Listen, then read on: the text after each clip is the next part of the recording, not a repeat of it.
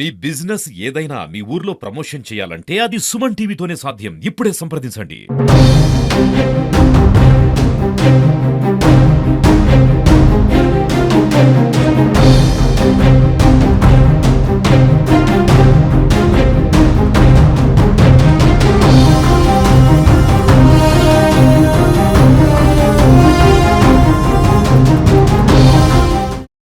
నిన్న రోజు మన రాచకొండ పద్మ భర్త పేరు సత్తయ్య, ఇది మల్లాపూర్ గ్రామం, గంగాధర మండలం, మన కొడిమేల పోలీస్ స్టేషన్ దరఖాస్తు ఇచ్చింది. ఏమనంటే వాళ్ళ బిడ్డ అవుదొట్టి మావడను వాళ్ళ అల్లుడైన అవుదొట్టి మహేందర్ ఇంట్లో చంపి పారిపోయిందని చెప్పేసి పిటిషన్ ఇచ్చింది. దాని మీద మేము కేసు నమోదు చేసుకుని దర్యాప్తులో వెళ్ళిన విషయం ఏంటంటే మహేందర్ కు మమతకు దాదాపు 20 సంవత్సరాల క్రితం మ్యారేజ్ అయింది. పెళ్ళైనాక వీళ్ళకి పిల్లలు ఉంటారు, వీళ్ళు హాస్పిటల్ అడ్మిట్ తింటూ ఉంటారు. ఇతరు ప్రైవేట్ టైలర్ షాప్ చేస్తూ ఉంటారు. గత 6 సంవత్సరాల నుంచి కరీంనగర్ లో కిరాయి ఇంట్లో ఉంటారు.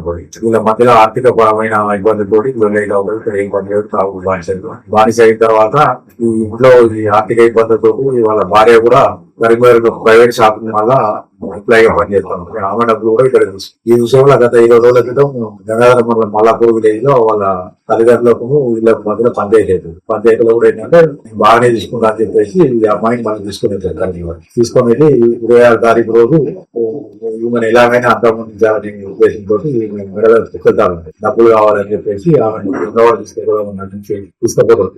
తీసుకెళ్ళి అక్కడి నుంచి మనం ఎలా కూడా లేవాలంటారు. అక్కడి నుంచి కొడుకునాలు వీళ్ళ ఇల్లు ఉంటుంది, ఒక్కరు ఇల్లు వాళ్ళు ఎవరు ఉండదు. ఆ ఇంటికి తీసుకొస్తాడు. మధ్యాహ్నం 2:30కు నల్లగొండకి వెళ్ళి వచ్చేసి ఇంటికి తీసుకొస్తాడు. ఇంటికి తీసుకొచ్చిన తర్వాత సాయంత్రం ఇద్దరు భార్య భర్తల మధ్య గొడవ అయిన తర్వాత ఇద్దరు బలవంతంగా ఇంట్లో ఉన్న నైలాన్ కార్ తోటి ఏంటంటే సురేష్ బీడింగ్ చంపుతాడు.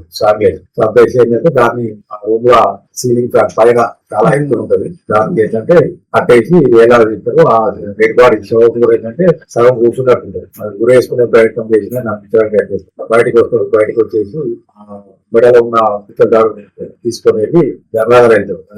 దగ్గర గుంటూరు ఫైనాన్స్ లో దాన్ని కూడబెడతాడు. కూడబెట్టి 1,25,000 వచ్చిన తర్వాత అతనికి కొన్ని అప్పులు ఉన్నాయి కడుతున్నాను. తర్వాత మిగతా డబ్బులతోటి మళ్ళా సాయంత్రం 60% తిరిగి ఇంటికి వస్తుంది.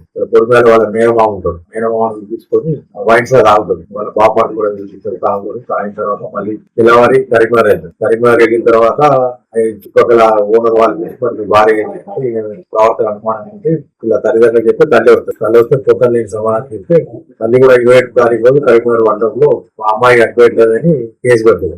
మిస్సింగ్ కేసు నెంబర్ 260 కరీంనగర్ వంటం. ఈ లోపు ఏంటంటే వాళ్ళు కూడా నిందితురాలు లొకేషన్ మొబైల్ ఫోన్ కూడా తీసుకుంటారు. మళ్ళీ కూడా ఈ 4 రోజుల నుంచి కూడా ఇతరు ఈ ప్రాంతంలో ఎదుగుతా ఉంటారు.